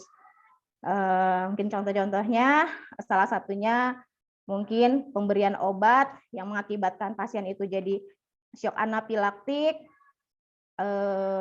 atau yang lain-lain. Mungkin dari saya cukup, Bu, slide-nya. Terima kasih, Bu. Ya, terima kasih Kak Dora. Sebelum saya masuk ke slide berikutnya, saya mau tanya dulu nih sama Kak Dora. Ini kan kebetulan memang ininya ya, bidangnya ya. Oke. Pas banget, Bu. Pas banget. Nah, saya cuma pengen aja nih, dari lubuk hati yang terdalam gitu ya. Dari lubuk hati yang terdalam, apa sih yang dipengenin perubahan di pelayanan dari teman-teman? Ayo dong teman-teman, saya tuh maunya teman-teman tuh begini. Silakan. Atau so far udah bagus? Oh, enggak, Bu. Kalau udah bagus, tadi udah enggak, sudah selesai tadi yang tadi. Jadi ya kalau misalnya memang agak susah ya, Bu, karena dengan banyak orang, beda-beda sifat, perilaku, yang kemungkinan akan susah untuk mengajak teman-teman. Ya, tapi harapannya pasti ini sangat baik untuk ke pasien safety ini, apalagi yang tentang keselamatan pasien aja kami agak kesulitan untuk mengajak teman-teman di lapangan. Pasti sudah dikasih sosialisasi, masih ada aja yang dilakukan yang tidak sesuai. Baik itu juga anak baru ataupun anak yang sudah senior juga sama, Bu. Kesulitannya di situ. Ya harapannya sih pasti minimal standar keselamatan pasien ini bisa terjalan. Itu aja, Bu, harapannya dari kami keselamatan pasien. Ya, jadi memang itu tidak hanya terjadi di Tamrin Cilengsi gitu ya. Pasti banyak sekali rumah sakit lain yang memang mereka bukan sehari dua hari gitu ya mengembangkan keselamatan pasien ini. Gitu. Yang pada akhirnya kalau saya boleh cerita di tahun 2009 saya sudah dinas di sebuah rumah sakit. Saya dinas di rumah sakit yang notabene rumah sakit itu adalah fertility center. Artinya harusnya supportnya sudah bagus ya, gitu ya. Tapi pada akhirnya ketika saya mau seksio sesaria, saya memutuskan untuk tidak di rumah sakit itu. Saya berpindah ke rumah sakit lain yang memang saya pikir lebih safe. Artinya kita aja kadang kita nggak trust gitu ya dengan rumah sakit kita sendiri. Itu di tahun 2009, saya ingat betul. Nah, bagaimana akhirnya membangunnya? Betul sekali, ketika kita memiliki persamaan persepsi, ya, ketika kita sama-sama meyakini dan dari pintu masuk gitu ya, dari pintu masuk artinya dari newcomer, yaitu harus di brainwash dulu gitu. Artinya punya orang-orang yang memang punya kewajiban untuk membrainwash. Gimana caranya lu cuci otak? Kalau lu masuk rumah sakit gue, lu harus kerjain A, B, C, D. Dan itu nggak cukup hanya di depan. Ketika dia masuk ke sudah kecemplung gitu ya, di unit tertentu, ya harus ada lagi yang magerin. Sistemnya yang memang mau nggak mau, udahlah udah selesai. Itu juga saya alamin dulu ketika saya di diklat. Oh, tugas saya hanya 7 hari di diklat. Habis itu saya masukin ke pelayanan. Udah, tinggal silahkan deh tuh pelayanan mau diapain. Itu saya ingat betul persepsi itu yang ada di pikiran saya di tahun 2002. Gitu ya. Tapi akhirnya karena waktu itu memang teman-teman di head nurse itu di kepala ruangan itu memang mereka juga tidak mampu, bukan tidak mampu, tidak kepegang gitu. Akhirnya memang mereka langsung teriak, "Ra, nggak bisa, nih tolongin nih anak baru lu awasin dulu sampai emang benar-benar bisa lepas." Artinya memang sistem gitu ya. Jadi tadi Kak Dora sudah menjelaskan dengan jelas ketika Bapak Ibu melihat bahwa bagaimana kita melibatkan pasien dan keluarga dalam keselamatan pasien, dalam setiap pemberian asuhan keperawatan, bagaimana kita mengajak staf untuk mulai belajar apa sih itu root cause analysis, apa sih itu bagaimana membuat diagram tulang ikan, yang tidak melulu si SDM-nya yang disalahkan, tapi ternyata begitu dirunut, oh emang sistemnya. Begitu dirunut lagi, oh emang pemimpinnya. Nah, yang memang budaya itu harus betul-betul kita samakan dulu di dalam pelayanan. Bagaimana kita pada akhirnya melihat bahwa implementasi dari setiap sistem tersebut bisa mencegah terjadinya angka kejadian ketidakselamatan pasien. Dan ini nggak bohong ya, tadi Kak Dora sebenarnya udah menjelaskan kondisi laten. Ya betul sekali, ketika mengangkat bahasa kondisi laten bagi adik-adik reguler ini sangat berat. Kenapa? Ketika saya munculkan, nah gambar ini, mungkin nanti ada yang bisa, di slide berikutnya kita bisa lihat ya. Apa sih itu kondisi laten? Karena ketika kita berada pada rutinitas, ketika kita berada pada sebuah kegiatan yang itu lagi gitu ya, akhirnya membuat sensitivity kita, caring kita menjadi baik. Itu mungkin tambahan sedikit saja. Silakan yang berikutnya Mbak Heni.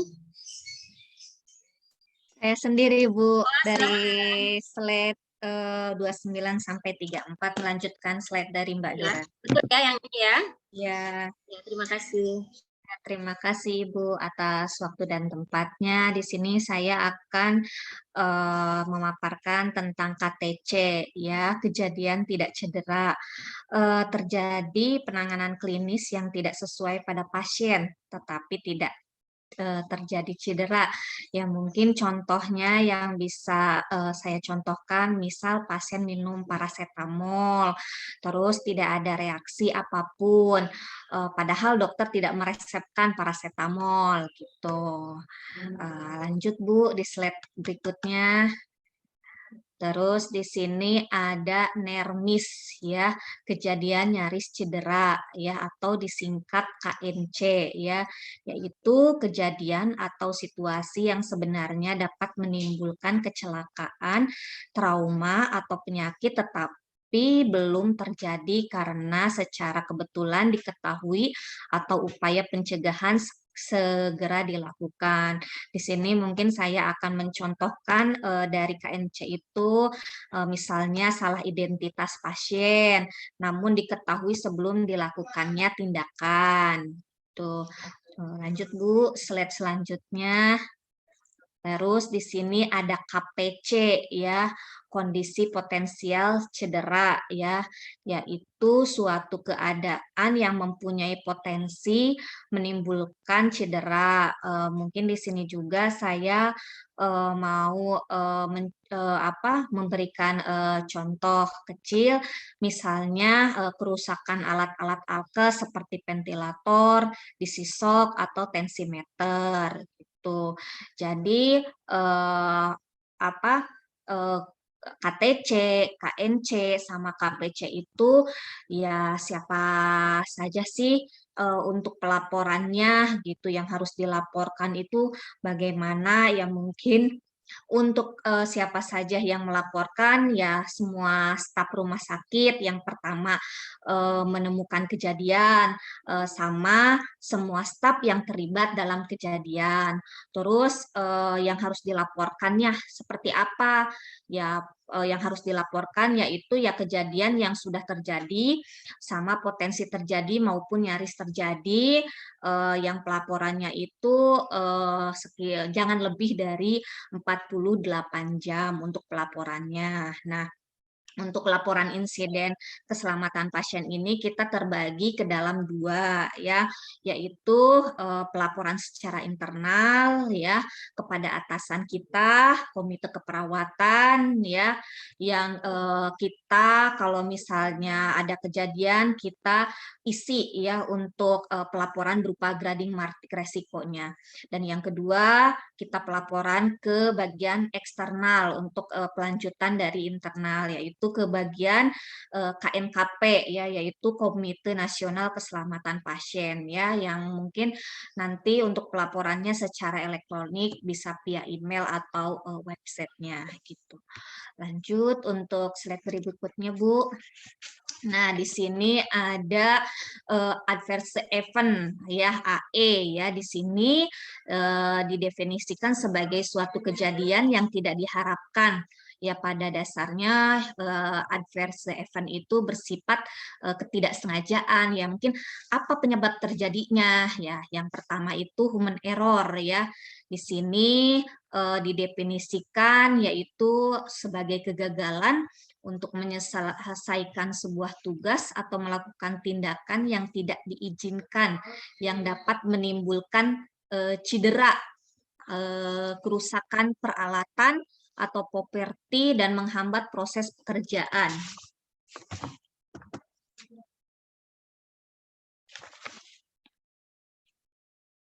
Terus di sini ada juga sleep error ya, sebagai akibat kurang atau teralihnya perhatian atau salah persepsi. Ada juga di sini lapes ya atau lupa ya. Di sini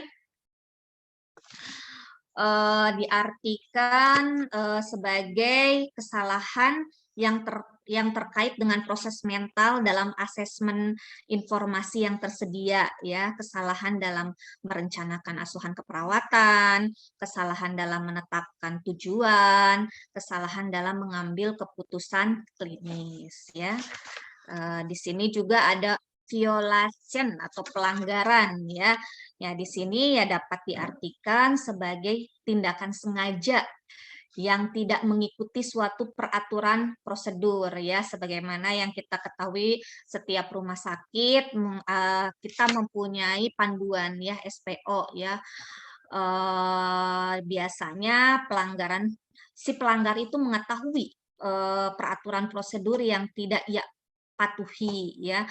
Hal tersebut dilakukan untuk menghemat waktu dan tenaga ketika bekerja guna memenuhi dan mencapai target pekerjaan ya, biasanya seperti itu. Terus di sini ada sabotase ya. Sabotase itu adalah tindakan pengrusakan yang dilakukan secara terencana, disengaja dan tersembunyi ya.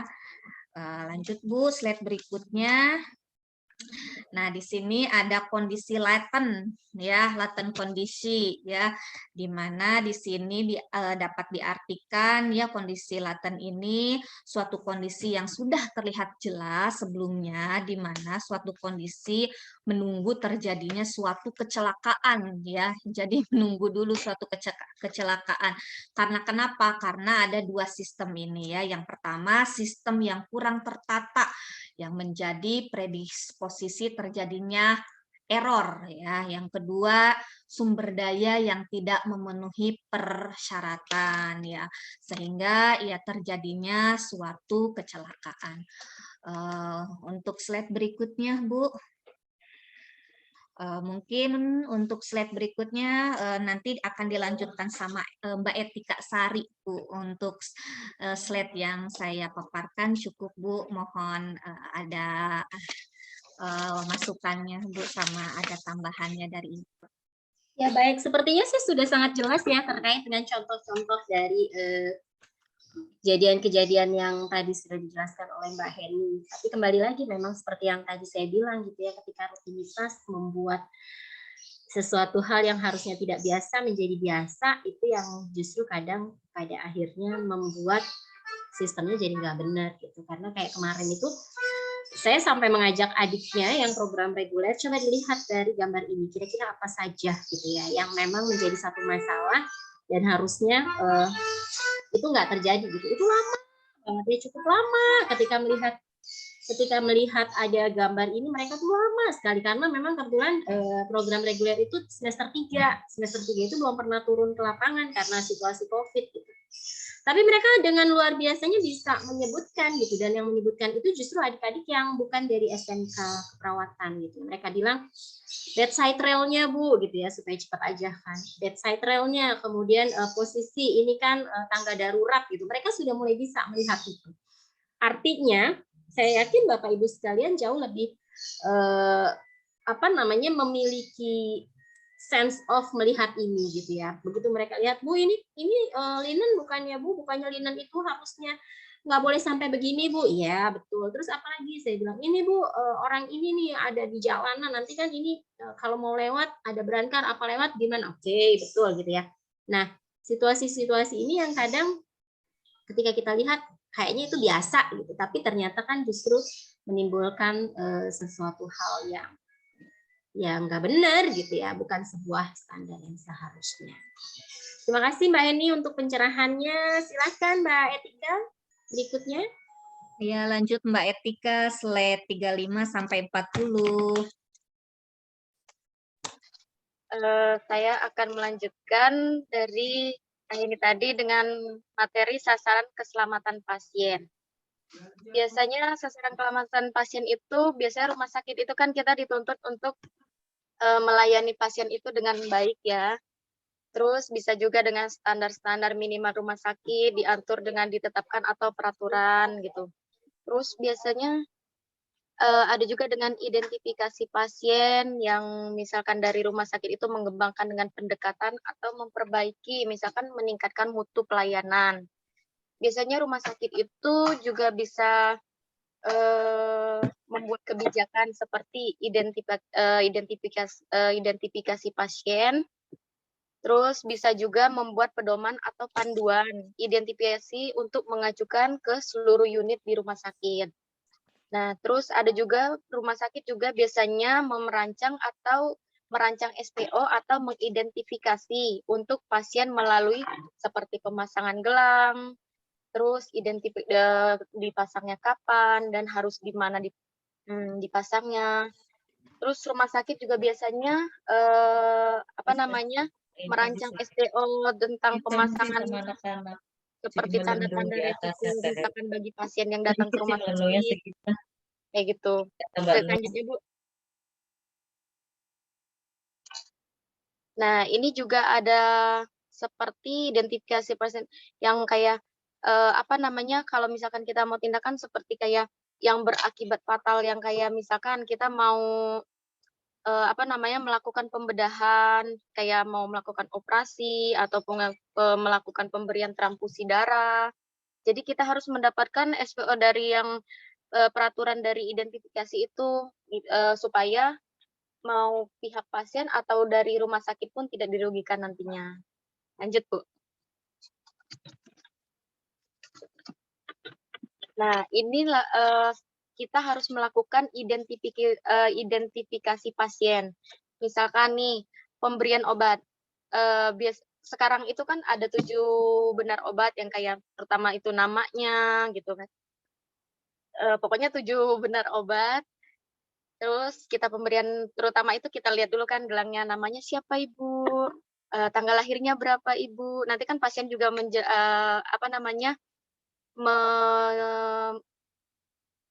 memberitahu kita gitu. Jadi kita tanya gitu, namanya siapa Ibu? Oh iya, nama saya dengan Ibu ini, tanggal lahirnya Ibu gitu ini. Terus kita lihat juga kan obatnya ini benar apa enggak, kayak gitu Bu. Terus kita memberikan produk darah juga gitu. Misalnya kita sama sih Bu cross check juga gitu, nama pasien, nomor nomor produk darah, kayak nomor, terus ada juga kayak tanggal kadaluarsanya itu kapan, misalnya begitu. Terus kita misalkan pengambilan darah atau spesimen lainnya gitu. Pengambilan darah juga tetap cross check kayak tadi gitu, nama pasiennya, terus spesimen apa yang harus kita ambil, benar nggak nih pasiennya gitu, di mana kita ngambilnya, ntar pasti pasien tuh nanya semua gitu.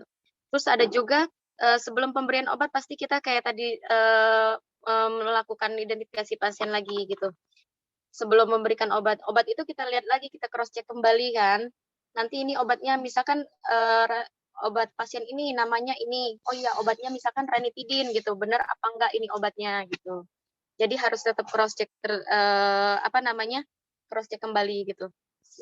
Terus sebelum memberikan tindakan kan kita juga harus punya planning. Oh iya, ini pasien ini harus apa gitu, harus kayak gimana gitu. Jadi kita harus tahu ini nanti kita kalau misalkan kita mau melakukan tindakan kayak ambil darah segala macam itu kita harus tahu, oh ya ini pasiennya yang kayak gini, ini gini.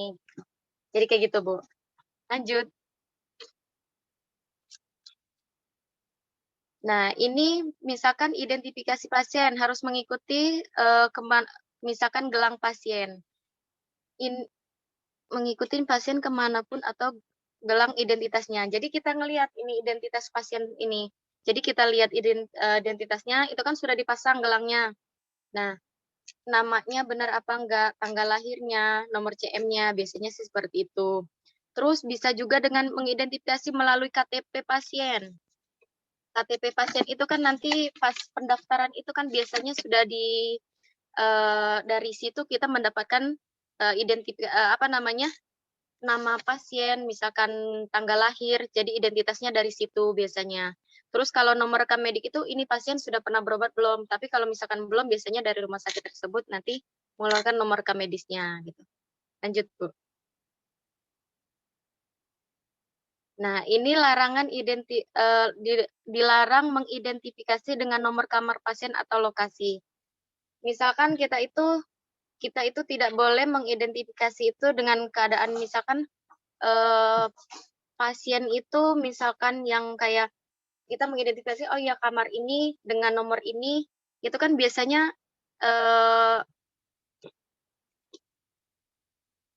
lokasinya di mana itu biasanya nggak bisa kita langsung kita identifikasi gitu. Termasuk kayak pasiennya berbeda dengan identifikasi itu Bu.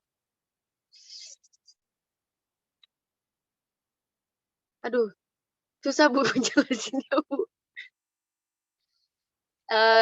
Terus lanjut lagi, bila ada kecualian, RS harus mengeluarkan SPO khusus. Itu biasanya identifikasi dengan beserta dengan kayak EKTP tadi, dengan nomor identitas, atau instalasi dari rekam medis tersebut dengan menurut SPO dari rumah sakit tersebut. Lanjut. Nah, ini yang tadi yang saya bilang tadi bisa dengan EKTP, tanggal lahir, nomor rekan medis itu biasanya untuk ketepatan identifikasi pasien tadi. Lanjut, Bu. Nah, ini yang mungkin ditambahkan tadi dari yang identifikasi pasien tadi, misalkan itu kan sudah tertera kayak nomor induk ke kependudukan dari si pasien. Terus ada juga misalkan pasien ini punya BPJS, itu nanti kan kita tulis semua. Terus untuk barcode kodenya itu tergantung dari rumah sakit tersebut. Misalkan bisa jadi nanti bisa dari gelangnya atau misalkan dari scan dari datanya pasien tersebut gitu. Lanjut, Bu. Ya, cukup sampai di situ tadi ternyata, Bu. Saya nggak sampai sini, soalnya saya yang sampai 35. Ya, baik. Terima kasih. Sampai 40, Ibu, maaf. 35 sampai 40. Terima kasih, Bu. Ya, sama-sama. Yang pasti sih saya yakin semua sudah terbiasa ya untuk melakukan ini. Pertanyaan saya satu ke Mbak Etika. Apakah ketika kita memverifikasi identitas pasien, kita selalu menanyakan pertanyaan terbuka. Bisa disebutkan siapa nama lengkap dan tanggal lahirnya? Atau ada ketentuan lain? Biasanya sih tergantung dari kalau kita di ruangan ya, Bu ya. Kalau misalkan di ruangan, ini mungkin pasien kalau kemungkinan pasien baru, kita bisa menanyakan dengan terbuka kayak tadi. Tapi kalau misalkan pasien itu sudah lama, tetap kita cross check gitu. Karena terkadang itu nama pasien itu seperti di ruangan saya sekarang ini, ada Harti dan Hartini. Itu kan harus kita, apalagi dia sama-sama memberikan produk darah, gitu kan. Jadi walaupun mungkin kelihatannya kita, oh ya kita nanya lagi, tapi itu mungkin kita lebih waspada lagi. Mungkin seperti itu sih, Bu. Tapi kalau misalkan ada opsi lain ya mungkin kita ngelihat, oh ya ini kamar ini kamar ini. Jadi kalau misalkan dia kamarnya kayak VIP atau misalkan bangsal, kalau bangsal kan kita agak susah gitu membedakan, oh ya pasien ini yang mana. Tapi kalau misalkan kita kamarnya dia satu persatu, itu mungkin agak gampang kita, oh ya ini kamar ini pasien ini gitu. Kecuali memang ada perubahan dari kamar tersebut gitu, atau dari pasien tersebut pindah kemana gitu. Biasanya sih seperti itu kalau kami. Maaf Ya, Ibu kalau salah. Nggak apa-apa. Artinya kan memang betul ya, ada pertanyaan terbuka dan ada pertanyaan tertutup. Ya, Gitu. siap Ibu. Itu yang mungkin bisa dipastikan kepada siapapun nanti gitu. Ketika pertama kali benar sih, kalau saya hanya mau mastiin aja gitu ya. Ternyata kan memang diberlakukan gitu pada pasien baru. Artinya kan memang diberikan pengertian dulu bahwa kita akan melakukan ini berulang-ulang gitu kan. Seperti itu ya, itu maksud saya. Kemudian jadi harus ada keterlibatan keluarga dan pasiennya adalah di sini. Kemudian betul sekali tadi pertanyaan terbuka. Ketika mungkin baru pertama bisa disebutkan nama lengkap dan tanggal lahirnya gitu. Tapi begitu yang berikut-berikutnya karena kita sudah tahu, sudah mengenal dengan Ibu Etika Saria. Oke, kadang kan itu menjadi sebuah pertanyaan tertutup gitu loh. Itu aja sih yang saya mau luruskan. Ya, itu saja. Terima kasih. Baik, yang berikutnya silakan Mbak Heni. Dipersilahkan untuk Mbak Indri untuk slide 41 sampai 46 ya, Bu. Baik, Mbak Indri silakan. Ya, makasih Mbak Heni. Saya lanjutkan dari Mbak Etika. Ketetapan identifikasi pasien itu dengan identitas. Balik ke yang di situ, kalau seperti yang Ibu bilang tadi, untuk pertama kita tanyakan secara formal, menanyakan nama pasien, biasanya tanggal lahir dan kita cocokkan nama apa yang disebutkan pasien sama dengan identitas yang ada di belakang. Gelang identitas itu ada bermacam warna. Gelang biru biasanya untuk laki-laki, pink perempuan, merah menandakan ada alergi, kuning resiko jatuh, ungu adalah pasien. Kalau merah misalnya dia ada alergi androgen atau ketorolac, itu dia baru pertama ke rumah sakit terus diberikan obat, dia alergi, kita pasang gelang. Terus kalau warna kuning seperti pasien stroke yang tidak bisa melakukan aktivitas, kita beritahukan keluarga, Bu, pasiennya dipasang gelang kuning ya, yang menandakan artinya bapaknya beresiko jatuh, yang artinya diusahakan mungkin pasien tidak ditinggal sendiri. Kalau ungu dan donat resusitasi itu biasanya pasien-pasien yang terminal, kritis, bahwasanya misalnya kan biasa kita kasih informasi medis tuh dengan keadaan Bapak seperti ini, beliau kritis, kemungkinan besar untuk henti jantung atau henti napas, biasanya kita akan lakukan resusitasi. Kita jelaskan resikonya seperti apa, seperti kalau misalnya di RJP beresiko misalnya patah tulang torak, terus misalnya keluarga menerima, tidak usah sus, saya sudah menerima dengan keadaan Bapak seperti ini. Kita pasangkan gelang ungu, jadi tidak usah dilakukan RJP bila terjadi henti jantung atau henti napas, karena keluarga sudah menerima keadaan pasien.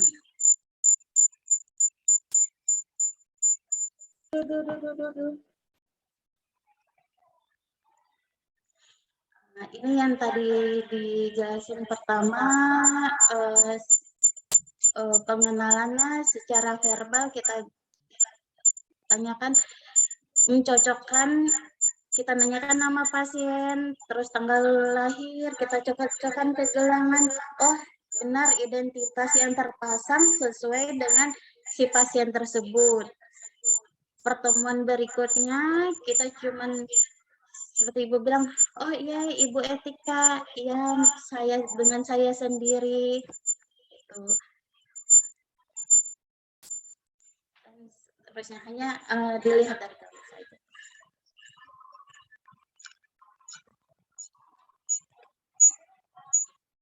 Next.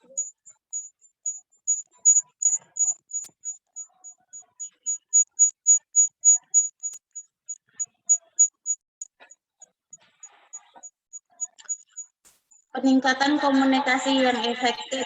Rumah sakit mengembangkan pendekatan untuk meningkatkan ekuitas komunikasi antara para pemberi layanan seperti perawat ke dokter,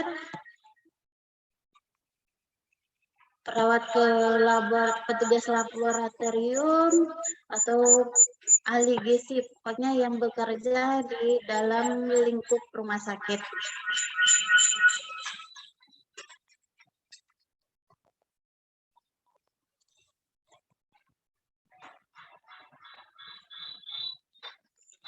Komunikasi efektif dalam antar pemberi pelayanan di rumah sakit, melakukan feedback terhadap instruksi yang diterima secara lisan maupun melalui telepon, atau pelaporan hasil pemeriksaan kritis tulbakom, tulis baca konfirmasi. Kalau di sini kita singkatannya tebak. TBAK, tulis, baca, dan konfirmasi. Misalnya lapor ke dokter nih, dokter menginstruksikan, misalnya pasiennya demam, suhunya 38, kita lapor. Terus dokter bilang, berikan paracetamol infus 1 gram. Kita tulis, terus kita konfirmasi, dok, paracetamol 1 gram ya. Iya. Biasa kalau di ruangan kita ada cap yang dibilang esbar. Buat standar singkatan akronim simbol yang berlaku di RS dengan singkatan yang dilarang. Kita sih untuk mengurangi kesalahan lebih baik tidak disingkat. Buat standar komunikasi pada saat operan, handover, esbar, background assessment, rekomendasi, ketetapan membuat laporan. Jadi kita ke teman operan ceritakan apa yang terjadi sebelumnya, seperti apa yang tadi misalnya demam, pasiennya demam, kita udah telepon dokter, terus dokter memberikan instruksi dan kita udah melaksanakan. dan evaluasi suhunya setelah pemberian obat dari misalnya dari 38 sekarang udah 37.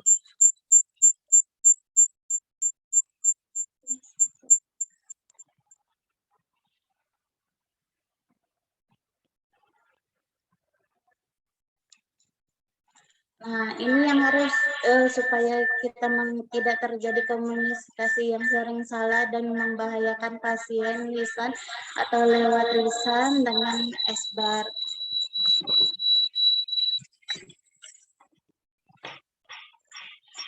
Di sini esbar itu kerangka komunikasi efektif. Ada kepanjangannya. S itu situasi, background, assessment, rekomendasi.